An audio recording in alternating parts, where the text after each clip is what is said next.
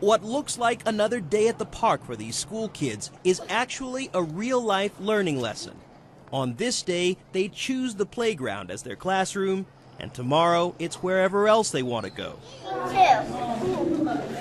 The concept is called unschooling, where children lead the way with no curriculum or tests, and adults watch on as kids decide exactly what they want to learn and when. With some students here at the school, they want to draw a comic. They want to make a comic book. And so they're like, okay, how do I spell these words? I want these characters to be saying this. How do I draw this? So you kind of see how they kind of come to it, like based on what they want to do, like when they have an interest. A co-founder of Atlanta's private Sudbury school, Lauren Snow describes unschooling as a non-traditional path to success from primary school all the way to college. The colleges are starting to realize that the students are just like, is this going to be on the test? When am I going to get graded on this? And they aren't engaged in learning, and they don't seem to know how to learn. Kelly Limes Taylor taught high school for 7 years, but even she thinks unschooling is a perfect fit for her 4 kids.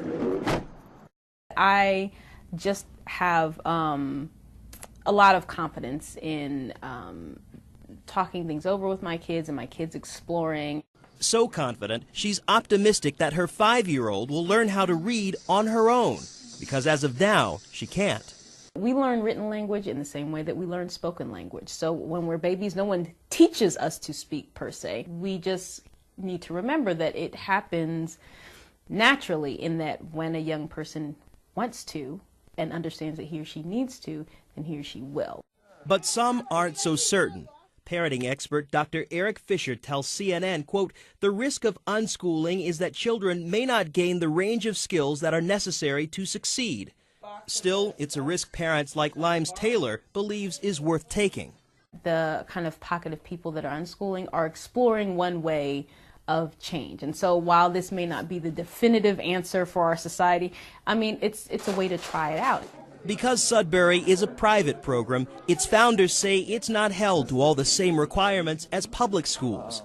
An unconventional approach toward education that's catching on for many parents who believe the world is the best classroom for their kids to learn. George Howell, CNN, Atlanta.